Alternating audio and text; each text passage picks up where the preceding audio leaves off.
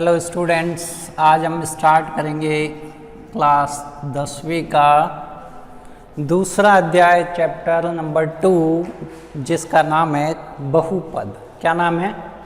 बहुपद। अब क्या होता है बहुपद? पहली बार नहीं, दूसरी बार आप पढ़ रहे होंगे क्योंकि 9th में भी आपके चैप्टर था बहुपद। अब 9th वाला तो आपको याद है या नहीं है, फिर भी हम उसका एक क्या कर देते हैं, रिवीजन कर लेते हैं कि 9th में आपने कहाँ तक पढ़ा था, क्या क्या टर्म आपने पढ़ी थी, क्या क्या आपकी शब्दावली थी, वो सारी चीज़ें हम डिस्कस करेंगे। आराम से पढ़ेंगे, कोई जल्दबाजी नहीं करनी है, ठीक है। हम बिल्कुल ही ईजी वे से पढ़ना स्टार्ट करेंगे और एक एक पॉइंट पे हम बात करेंगे। ऐसा कोई पॉइंट नहीं रखेंगे जो अनडिस्कस हो, ठीक है। सारी चीज़ें आपको मैथ्स में कैसे पढ़ना है, कैसे आपके पास मैथ्स को स्ट्रॉन्ग बनाना है, कैसे करना है, वो सारी चीज़ें मैं आपको बताता जाऊँगा, ठीक है। मैथ्स इतना भी टफ नहीं जितना लोग समझते हैं, और मैथ्स इतना भी इजी नहीं है कि बिना पढ़े हो जाए, तो बिना पढ़े वो होने वाला नहीं है, ठीक है। तो अब हमारा चैप्टर का नाम है बहुपद। जब भी आप कोई भी सब्जेक्ट पढ़ें, कोई भी सब्जेक्ट पढ़ें, उसका टाइटल मेन होता है। आप मूवी देखने जाते तो मूवी का टाइटल देख के डिसाइड करते कि ये मूवी देखनी या नहीं देखनी। आप जब भी टीवी में मूवी आती है अपने, तो आप टाइटल देखते हैं, मूवी का नाम क्या, नाम से आपको पता चल जाता है काफ़ी इन्फॉर्मेशन, यानी इस नाम में सारी इन्फॉर्मेशन छुपी हुई है।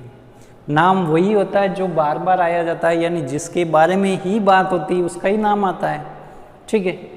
तो ये इसका टाइटल है, तो देखते हैं इसके टाइटल, यानी इस टाइटल के बारे में पता होना चाहिए। ऐसे नहीं कि हमने सारी चीज़ें पता है, टाइटल के बारे में भी पता नहीं, तो फिर प्रॉब्लम हो जाएगी, ठीक है। तो बहुपद क्या है? फर्स्ट थिंग, बहुपद है क्या? तो बहुपद से पहले हमें जाना पड़ेगा गणित में। गणित में क्या क्या चीज़ें पढ़ी आपने? गणित यानी मैथ्स में, मैथ्स सीखूंगा ज़्यादातर एक ही बात है, मैथ्स को या गणित को आपको मीनिंग समझ आना चाहिए। हिंदी या इंग्लिश उससे कोई मतलब नहीं होता, आपको मीनिंग समझ में आना चाहिए। मैथ्स को समझना होता है। अगर मैथ्स के प्रोसेस आपको समझ में आ गए, स्टेप्स समझ में आ गए, चीज़ें समझ में आ गई, तो आपको याद हो जाएगी, याद करनी नहीं होती, ठीक है।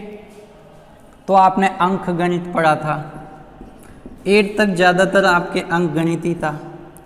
फिर आपके बीजगणित आया, बीजगणित भी था, ऐसा नहीं कि बीजगणित नहीं था, लेकिन बीजगणित ज़्यादा नहीं था। फिर ज्यामिति आया, ज्यामिति के अलावा फिर क्या आया? सांख्यिकी आया। क्या आया? सांख्यिकी। अब इसको इंग्लिश में क्या कहते हैं? बीजगणित को क्या कहते हैं? अलजेब्रा कहते हैं, जियोमेट्री, और ये आपके स्टैटिक्स, ठीक है। ये आपके कैलकुलेशन वाला पार्ट होता है, अर्थमेटिक। क्या होता है? अर्थमेटिक, ठीक है। तो अब देखें, ये टॉपिक है बीजगणित का। किसका है? बीजगणित का टॉपिक है। बीजगणित का मीन्स आपके एक्स वाई ये वेरिएबल्स काम आएंगे। वेरिएबल का मीनिंग होता है चर, ठीक है। मैं हिंदी और इंग्लिश दोनों टर्म बताऊंगा, आपको जो पसंद आए वो रखनी है अपने माइंड में, ठीक है। दोनों ही रखो तो और ही बेस्ट है, ठीक है, क्योंकि इंग्लिश के टर्म आपके नेक्स्ट हायर स्टडीज़ में आपके इंग्लिश के टर्म ही काम आने वाली, हिंदी वाली आएगी नहीं। तो मैं दोनों टर्म बताता हूँ, ठीक है। तो अब पहले तो लिखते हैं आपके इक्वेशन यानी समीकरण। तो इसको क्या कहेंगे? बीजगणितीय समीकरण। क्या कहेंगे? बीजगणितीय समीकरण। अब बीजगणितीय समीकरण कैसे लिखें? कोई भी समीकरण मैंने लिखी, अब उसके एक एक पॉइंट के बारे में पढ़ेंगे, किसको क्या कहते हैं, क्या है उसका मतलब, ठीक है। तो मैंने यहाँ पे लिखा 6x cube 4x square minus 3x plus 5, ये मैंने एक समीकरण लिखी है। अब आपको भी पता है समीकरण कैसे, समीकरण के मैं आप सबको कहूँ एक एक समीकरण लिखे हैं, तो आप सब लोग एक एक समीकरण लिखोगे, लेकिन किसी की भी मैच नहीं करेगी, मैच नहीं करेगी। इसका मीन्स क्या है? आपके पास समीकरण अनगिनत है, असंख्य है, जिसकी गणना भी नहीं है, अनंत। आप ये सेम टू सेम आप थोड़ी बनाओगे, मैं बना रहा हूँ ऐसे, आप कोई दूसरी बनाओगे, ठीक है। अब दूसरी बनाए तो उसके आंसर अलग होंगे, उसकी चीज़ें अलग होगी, तो मैंने ये बीजगणितीय समीकरण बनाई जिसको कहते हैं एल्जेब्रिक एक्सप्रेशन, ठीक है, या एल्जेब्रिक इक्वेशन, इसको मैं इक्वेशन ही बोलूँगा, ठीक है। समीकरण का मीनिंग क्या होता है? इक्वेशन। अब देखें इसमें क्या क्या चीज़ें आती है। तो एक आता है आपका चर, क्या आता है? चर। एक आता है अचर, और एक आता है अचर पद, क्या आता है? ठीक है। अब एक आता है पद, पदों की संख्या। सारी चीज़ें इसी समीकरण में बता रहा हूँ, इसको समझें, ठीक है। और क्या? और इसके बारे में पढ़ेंगे डिग्री, यानी इसकी क्या है? समीकरण की घात, समीकरण की घात, समीकरण की घात क्या है? यानी डिग्री ऑफ इक्वेशन, ठीक है। तो चर क्या होते हैं?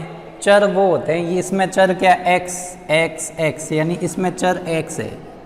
अब यहाँ पे मान लो ये यहाँ पे x नहीं होके y हो जाता, तो यहाँ पे एक और चर हो जाता, क्या हो जाता? y, ठीक है। तो अभी मैं यहाँ पे y कर लेता हूँ, ये भी तो चर है। तो इस समीकरण में चर कितने? आप कहोगे चर 2 है। कितने चर है? 2। कौन कौन से चर है? x and y। अब अचर की बात करें, अचर और अचर पद। पहले ये बात करें पदों की संख्या, तो इस समीकरण में पद कितने हैं? तो ये पहला पद, ये दूसरा, तीसरा, 4 पद है। इसमें कितने पद है? इसमें पदों की संख्या 4 है। कितनी है? 4 है। अब अचर का मीन्स क्या होता है? जो चर नहीं है।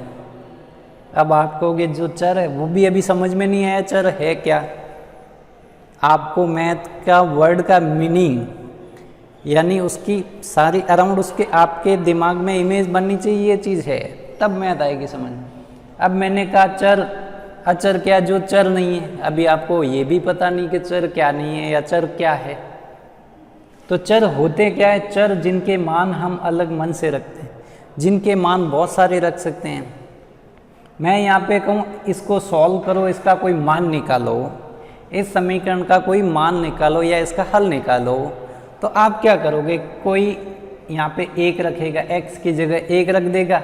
कोई कहेगा मैं तो x की जगह 1 रख दूंगा और y की जगह 2 रख दूंगा, इसको हल करूंगा तो इसका एक आंसर आ जाएगा।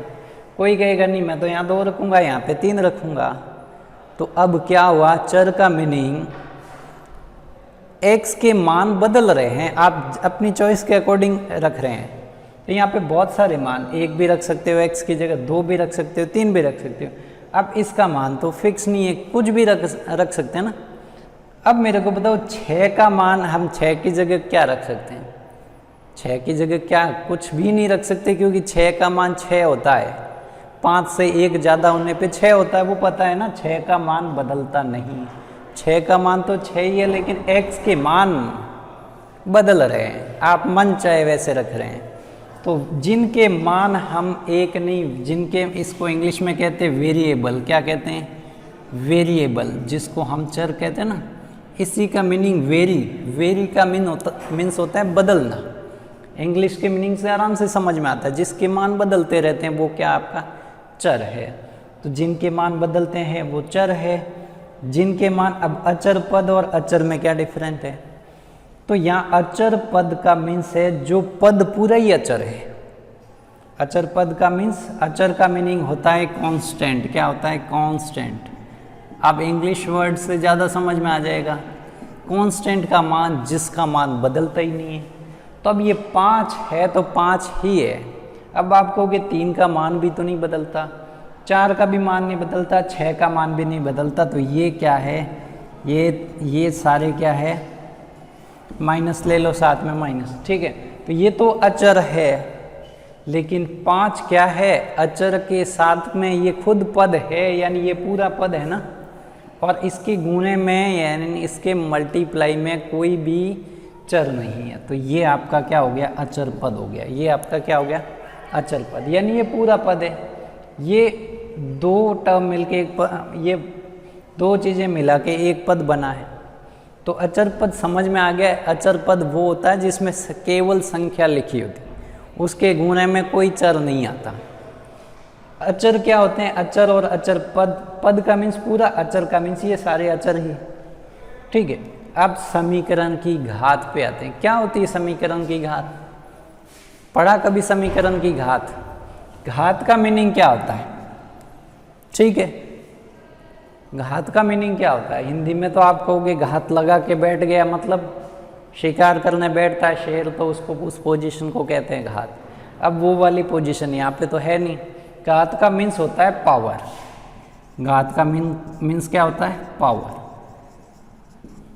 तो इसकी समीकरण में इस समीकरण की घात क्या होगी? हम सारी चीज़ें इसी की समीकरण के रिलेवेंट बात कर रहे हैं, ऐसा नहीं कि किसी दूसरे के यानी उसके अलावा चीज़ें बोल रहे हैं, नहीं।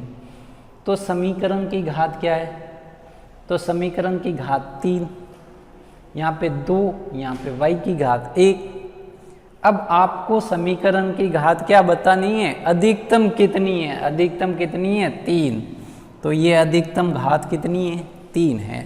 तो इसकी अधिकतम घात क्या हो गई? 3। यानी इस समीकरण की घात क्या हो गई? 3। अब ये सारी चीज़ें पढ़ी हुई है, इसका फिर से रिवीजन कर लिया हमने। अब आप कहोगे घात 1 होती तो क्या होता है? घात 2 होगी तो क्या होगा? घात 3 होगी तो क्या होगा? ये बहुपद है, तो बहुपद का मीनिंग क्या है? ये तो आपने अभी बताया भी नहीं। ठीक है, मैंने बहुपद का मीनिंग अभी तक नहीं बताया ना। तो बहुपद का मीनिंग बताने से पहले आपको बहु और पद का मीनिंग पता होना चाहिए। बहु और पद दोनों का मीनिंग पता होना चाहिए। आप बहु कहोगे, आप वो क्या कहोगे? वो बहु नहीं है जो घर में आती है, वो बहु है ही नहीं। और पद कौन सा? वो पद प्रतिष्ठा वाला, वो पद भी नहीं है। ये दोनों आपके हिंदी के शब्दों में उसके अलग अर्थ है। पद का मीन्स वो हो गए सारे। अभी इक्वेशन मैंने लिखी थी, लिख लेता हूँ, और 3x² 2x + 5। अब इसमें पद कितने हैं? तो बहुपद में पद कितने? 1 2 3 पद है। क्या है? 3 पद है। तो बहुपद का मीन्स, बहु का मीन्स एक वचन होता है, एक बहुवचन होता है। बहु का मीन्स होता है एक से ज़्यादा। बहुवचन में क्या होता है? 2, एक से ज़्यादा को क्या कहते हैं? बहुवचन में। तो बहु का मीन्स होता है एक से ज़्यादा। यानी इसमें पद कितने? इसमें पद है आपके 3। तो ये बहुपद है। अभी इस बहुपद की एक डेफिनेशन लिखते हैं। तो बहुपद में क्या होता है? बहुपद वह बीजगणितीय समीकरण होती है जिनके चरों की घात धनात्मक पूर्णांक हो। क्या हो? धनात्मक पूर्णांक। अब ये डेफिनेशन, बस इस डेफिनेशन का एक एक वर्ड, एक एक चीज़ देखें। बहुपद वह बीजगणितीय समीकरण है, ये बीजगणितीय समीकरण है जिनके चरों, अब चरों का मीन्स, अब इसमें चर कौन है उनका पता करो। इसमें चर x है, इसमें x एक ही चर है। अब चरों की घात क्या हो? धनात्मक पूर्णांक हो। अब धनात्मक पूर्णांक में क्या आता है? 0 1 2 3 ये आते हैं। इसके अलावा कोई भी घात नहीं होनी चाहिए। इसके अलावा कोई भी घात नहीं होनी चाहिए। वो सारे क्या है? आपके बहुपद है। अब बात करते हैं, तो ये समीकरण बहुपद है या नहीं है? बहु का मीन्स 2 से ज़्यादा, 2 या 2 से ज़्यादा पद। इसमें 3 पद हैं, तो केवल 2 से ज़्यादा पद होने से बहुपद होता नहीं होता। उसके लिए ये डेफिनेशन फॉलो करनी चाहिए। ठीक है, तो अभी हम बात करते हैं बहुपद सारे नहीं होते। ऐसा नहीं कि 2 से ज़्यादा पद हैं वो बहुपद है, ये भी गलत है। उसके लिए ये डेफिनेशन आपको बोलनी पड़ेगी। ठीक है, तो ये आपके बहुपद है। ठीक है, अब बहुपद है तो आप कहोगे सर एक पद होगा, उसको हम क्या कहेंगे? उसको एक पदी समीकरण कहेंगे। भाई इसमें एक ही पद हो, ये 2 पद मैंने हटा दिए। अब ये समीकरण कैसी होगी? एक पदी समीकरण। कैसी होगी? एक पदी समीकरण। अब मैंने एक पदी के साथ एक और पद जोड़ दिया है, ये लो। अब आप कहोगे सर इसका नाम बताओ, तो मैं कहूँगा ये द्विपद समीकरण है। क्या है? द्विपद समीकरण है।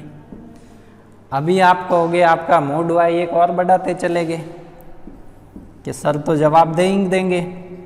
ये लो, एक पद, दूसरा पद, तीसरा पद, पद के बीच में प्लस और माइनस का साइन होता है, वो पदों को अलग करता है। ठीक है, तो इसमें पद कितने हो गए?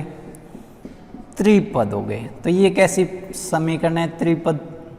त्रिपदी समीकरण। कैसी होगी? त्रिपदी समीकरण। अब आप कहोगे चार हो गए तो उसका नाम, फिर कोई कहेगा 5 हो तो उसका नाम, फिर मैं ऐसे बोर्ड भरता ही रहूँगा क्या? नहीं। इसके बाद मैंने नाम देने बंद कर दिए। मैंने कहा जितने भी पद कर लो उसको हम क्या कहेंगे? बहुपद कहेंगे। क्या कहेंगे? वो बहुपद है, उसकी घात क्या होनी चाहिए? उसके चर की घात धनात्मक पूर्णांक होनी चाहिए। तो उसका नाम हम अलग से, इनके नाम अलग से दे दिए। अब ये दोनों, ये बहुपदी है। क्या है? ये बहुपदी तो है। ठीक है, तो अब बात करते हैं घात। अब पदों के हिसाब से तो मामला हो गया, पद आपको समझ में आ गया, पद क्या होता है, बहुपद क्या होता है। अब तक तो ये चीज़ें समझ ली। अब बहुपद काम कहाँ आएंगे, ये सारी चीज़ें करेंगे। जब करेंगे तो काम भी समझ में आ जाएगा कि ये कहाँ पे यूज़फुल है, कहाँ पे नहीं है। ठीक है,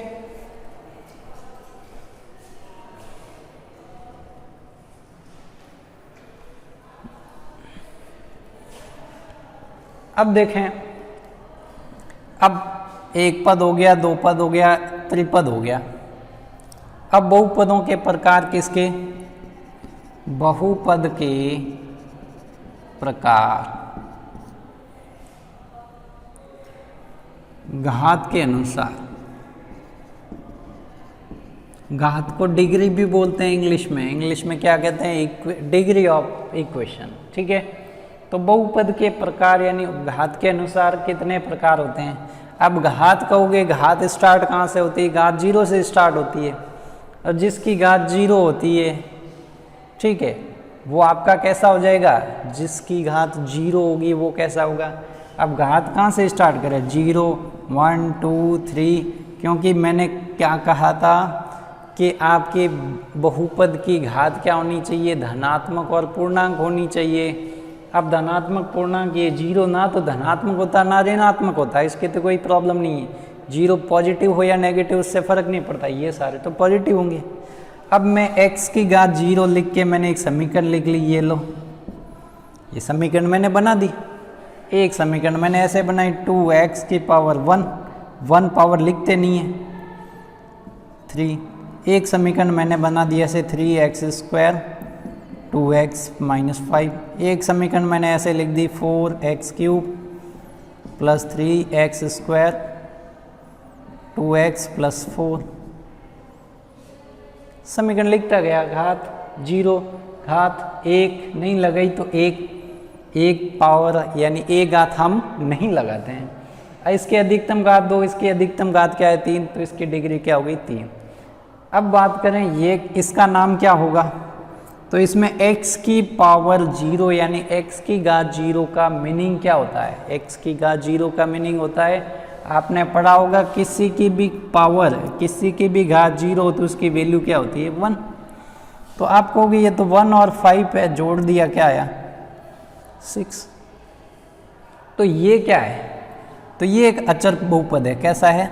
अचर बहुपद है। आप कहोगे इसमें तो पद तो एक ही है, एक को हम 2 में लिख सकते हैं, 3 में भी लिख सकते हैं, तो ये आपका अचर बहुपद है। अब ये कैसा बहुपद है? इसमें x की यानी आपके चर की घात क्या है? 1 है। चर की घात 1 है तो इसका नाम क्या कहेंगे? रेखिक बहुपद। क्या कहेंगे? रेखिक बहुपद। इसका नाम क्या हो गया? रेखिक बहुपद। अब इसमें अधिकतम घात क्या है? इसमें अधिकतम घात क्या है? इसमें अधिकतम घात तो क्या है? 2 है। भाई यहाँ पे घात 1 है, इसकी घात देखोगे क्या? इसकी घात कभी नहीं देखनी है आपको, इसकी घात नहीं देखनी है आपको। घात किसकी देखनी है? आपकी परिभाषा थी उसमें यही लिखा था, आपको चर की घात देखनी है। किसकी घात देखनी है? चर की घात। तो अचर की घात से हमें कोई लेना देना ही नहीं है। ठीक है, तो ये आपका कैसा बहुपद होगा? तो ये द्विघात बहुपद होगा। कैसा होगा? द्विघात बहुपद। आप पढ़ोगे द्विघात समीकरण, तो सारे समीकरण, सारे बहुपद क्या होते हैं? समीकरण होते हैं। बट सारे समीकरण बहुपद होते हैं वो जरूरी नहीं है। तो द्विघात समीकरण पढ़ोगे तो ये द्विघात बहुपद है। ठीक है, अब ये कैसा है? तो आप कहोगे त्रिघात। क्या कहोगे? त्रिघात बहुपद। ठीक है, तो ये घात के अनुसार इसके नाम हो गए। पहले एक पदों के अनुसार थे, आपका एक पदी, द्विपदी, त्रिपदी। अब इसमें एक घात वाला क्या हो गया? रेखिक। दो घात वाला द्विघात, त्रिघात वाला त्रिघात बहुपद। ठीक है, इसमें घात शब्द आया कि नहीं आया? उसमें पद शब्द आया, एक पद, दो पद। इसमें क्या आया? द्विघात, त्रिघात। ठीक है, अभी आपको कहे कि त्रिघात समीकरण, आपको मैं एक क्वेश्चन देता हूं, उसको आप करें। ठीक है,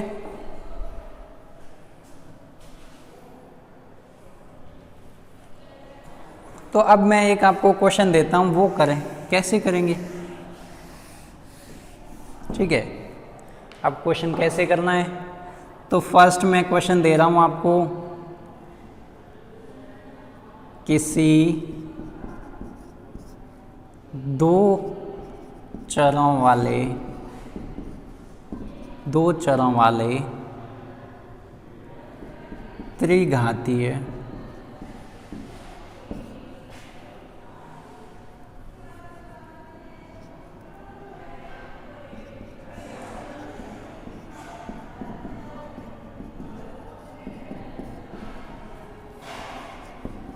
ये लो, ये आपका क्वेश्चन है। कोई दो चरों वाला, ठीक है, दो चरों वाला त्रिघातीय बहुपद लिखना है आपको। क्या लिखना है? दो चर होने चाहिए, उसमें कितने चर होने चाहिए? दो। घात क्या होनी चाहिए? त्रिघात, यानी अधिकतम घात क्या होनी चाहिए? 3। त्रिघातीय बहुपद की जगह मैं लिख लेता हूं त्रिघातीय द्विपद। लिखिए द्विपद बहुपद। अब देखो, अब इसका उत्तर एक होगा क्या? मैंने कहा जितनी क्लास में स्टूडेंट है उनका किसी का भी आंसर मैच नहीं होगा, ये तो चीज़ है पक्का। अब देखें, दो चर होने चाहिए तो दो चर लेके आए। चर हमारे क्या होते हैं? चर x, y, z लेते हैं, लेकिन z को नहीं लेना है क्योंकि हमारे लिखते टाइम वो z की बजाय 2 दिखने लगता है। तो ये नहीं लेके t ले लें, r ले लें, ये आपके क्या होते हैं? ये ले लिया करें आप आराम से। तो ये आपके चर होते हैं। तो आपको दो चर पूछा, दो चर x और y लेते हैं, तो मैंने x लिया एक चर क्या ले लिया। अब पद कितने चाहिए? पद इसने लिमिट दे दी, पद 2 ही होने चाहिए। तो अब 2 पद हो गए, हुए कि नहीं हुए? और 2 चर भी हो गए। अब ये कह रहा त्रिघातीय, इसका मीनिंग क्या होगा? उसकी अधिकतम घात क्या होगी? 3। या तो इसकी 3 करो या इसकी 3 करो। मैंने इसकी 3 कर दी, इसकी 2 कर दी, कोई प्रॉब्लम नहीं। या इसकी 1 रहने दो, कोई प्रॉब्लम नहीं। ठीक है, अब यहाँ पे मैं क्या लिख देता हूँ? 2 लिख देता हूँ। यहाँ पे मन हो तो लिखो, नहीं लिखो। ठीक है, तो ये आपका क्या हो गया? त्रिघातीय समीकरण है। ये त्रिघातीय है, अधिकतम घात 3। द्विपद है तो 2 पद है। चर कितने? 1 और 2 चर है। ये हो गया। ऐसे ऐसे बहुत सारे आंसर दे सकते हो आप, बहुत सारे आंसर हो सकते हैं। इसका कोई फिक्स आंसर नहीं है, लेकिन ये भी इसका आंसर है। ठीक है, ऐसे नहीं कि आप यहाँ पे 5 लिख दो तो ये रॉन्ग हो जाएगा। 5 क्यों? अब इसमें पद कितने हो गए? त्रिपद। यहाँ पे बहुपद, द्विपद हटा दूँ तब ये आंसर क्या होगा? सही होगा। ठीक है, तो अब आपको सारी चीज़ समझ में आ गई होगी। मैथ में एक एक टर्म यानी एक एक चीज़ का अर्थ मालूम होना चाहिए। बस अर्थ मालूम करना होता है, वो लिखना कहीं नहीं होता है। मैथ में आपको ऐसे अदर सब्जेक्ट की तरह थ्योरी लिखने की रिक्वायरमेंट नहीं है। आपको शब्दों के अर्थ पता होने चाहिए। ठीक है, हर चीज़ का समझ होगी तो आप आराम से सारे क्वेश्चन के आंसर दे दोगे। अब इसके बाद में आते हैं ग्राफ पे। ठीक है, ग्राफ कैसे बनते हैं? अब आप कहोगे इस चैप्टर में ग्राफ कहाँ से आ गया? ग्राफ तो आते हैं आपके कौन से? ग्राफ हर जगह होता है, जहाँ पे अलजेब्रा होता है वो उसका हर का ग्राफ बनता है। अब मैं जो भी यहाँ पे इक्वेशन लिखता हूँ उसका ग्राफ बनेगा। हर इक्वेशन का क्या बनता है? ग्राफ बनता है। ठीक है, तो अब देखें तो अब बात करें ग्राफ की। तो पहले थी आपकी रेखिक समीकरण, कैसी थी? रेखिक समीकरण। रेखिक समीकरण को मैं लिख देता हूँ ए एक्स प्लस बी। अब ए और बी आपके क्या है? अचर है। आपके सवाल में लिखा आता है जहाँ ए और बी क्या है? अचर है, और एक्स क्या हो गया? एक्स आपके वेरिएबल यानी चर है। ये दोनों क्या हो गए? अचर। ठीक है, तो ये आपका क्या हो गया? और बी आपका अचर पद है। तो इसका ग्राफ कैसे बनेगा? या यहाँ पे मैं कुछ भी लिख देता हूँ 3x प्लस 4, ये 2 लिख दिया। तो इसका ग्राफ कैसे बनेगा? 3x प्लस 2 यानी y की वैल्यू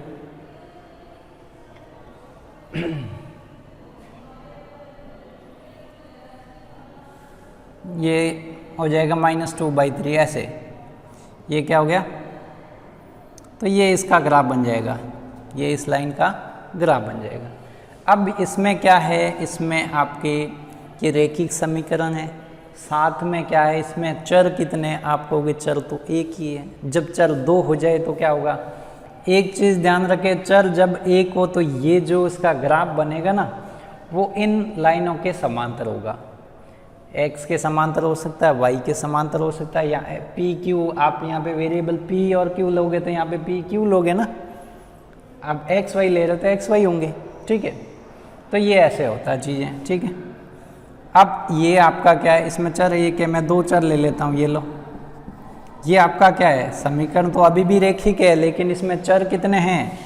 2 चर है। कितने चर है? 2 चर है। अब 2 चर है तो 2 चर है, तो इसका ग्राफ कैसे बनेगा? इसका ग्राफ 2 चर है तो आपको 2 चर लेने पड़ेंगे, x लेना पड़ेगा, y लेना पड़ेगा। x है और y है तो x और y लेंगे। अब आप कहोगे 3 चर होगा तो 3 चर तो x y z भी तो आएगा। ठीक है, ये आपका y डैश, ये आपका x डैश। ठीक है, अब इसका ग्राफ बनेगा तो इसका ग्राफ ऐसे ही बनेगा।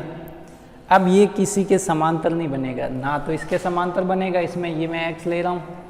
ठीक है, तो इसमें एक ही एक्सिस लेनी है, इसमें 2 एक्सिस लेने की रिक्वायरमेंट ही नहीं है। लेकिन इसमें तो रिक्वायरमेंट होगी 2 एक्सिस की, क्योंकि इसमें x भी है y भी है। आप यहाँ x लोगे तो यहाँ y लेना है, यहाँ x लोगे तो यहाँ y ले सकते हो। ऐसा कोई फिक्स नहीं होता, लेकिन जनरली हम क्या लेते हैं? यहाँ पे x लेते हैं और यहाँ पे क्या लेते हैं? y लेते हैं।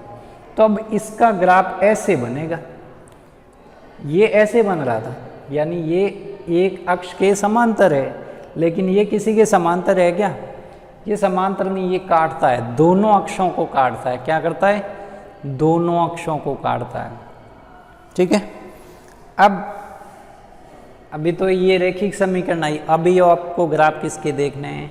अभी आपको ग्राफ देखने हैं कौन सी समीकरण के? क्वाड्रेटिक समीकरण के, यानी आपके द्विघात वाली समीकरण के ग्राफ देखने हैं। अब द्विघात समीकरण या द्विघात बहुपद, क्या कहेंगे? द्विघात बहुपद। अभी हम बहुपद पढ़ रहे थे, बहुपद शब्द यूज लेंगे। द्विघात समीकरण भी तो होती हैं, सारे बहुपद क्या होते हैं? समीकरण ही होते हैं, तो द्विघात समीकरण लिख सकते हैं। अब इसके लिए मैंने द्विघात समीकरण, ये होगी, ये लो, ये आपके द्विघात समीकरण है। इसमें पद कितने हैं? पद 3 है। आप हर इक्वेशन को देख के सारे क्वेश्चन कर लो, सारी चीज़ें समझ में आ जाएगी। अब इसमें क्या होता है? गुणांक भी होते हैं। एक्स स्क्वायर का गुणांक क्या है? इसका एक्स स्क्वायर का गुणांक, यानी जो एक्स स्क्वायर के गुणे में है वो क्या होता है? एक्स स्क्वायर का गुणांक। तो एक्स स्क्वायर के गुणे में कौन है? आप कहोगे कोई नहीं है। कोई नहीं है, इसका मीन्स वहाँ पे 1 होता है। कौन होता है? 1 होता है। कहीं पे घात नहीं होती, इसका मीन्स क्या होती है? घात क्या होती है? 1 होती है। तो अब द्विघात समीकरण का ग्राफ कैसे बनेगा? द्विघात समीकरण का ग्राफ कैसे बनेगा? या तो ऐसे बनेगा, या फिर कैसे बनेगा? ये लो, ऐसे बनेगा।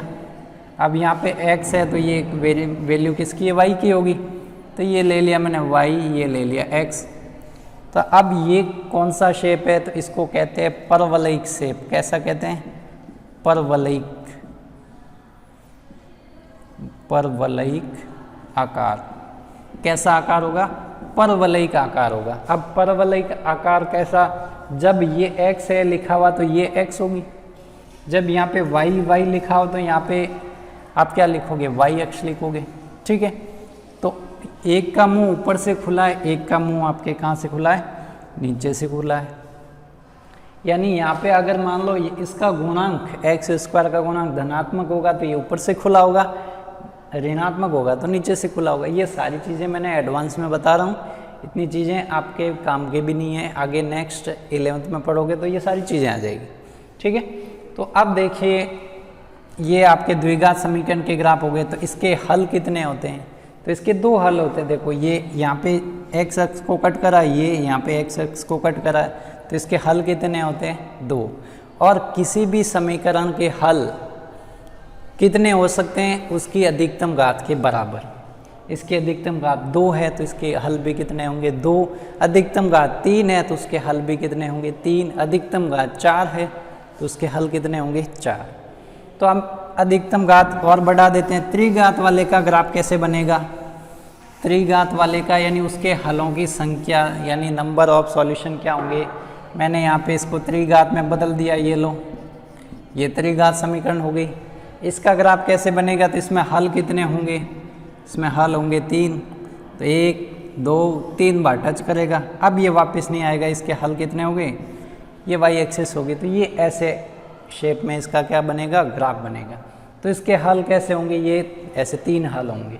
जितनी अधिकतम घात उतनी एक्स एक्सिस पे क्या करेगा? वो 0 पे जाएगा। ठीक है, एक्स यानी उसकी वाई की वैल्यू क्या हो जाएगी? 0 हो जाएगी। ऐसे ये ग्राफ ऐसे भी बन सकता है, जब वाई लोगे तो ये वाई बन गया 1 2 3 जगह, ये 4 जगह कट करा तो ये कौन सी उसकी पावर क्या होगी? 4 होगी। पावर 4 होगी तो ऐसे कट करेगा। ठीक है, तो ये था आपके बहुपद के बारे में सारी जानकारी। ठीक है, अब बहुपद के नोट्स आपको 1 या 2 दिन में ऐप में मिल जाएंगे।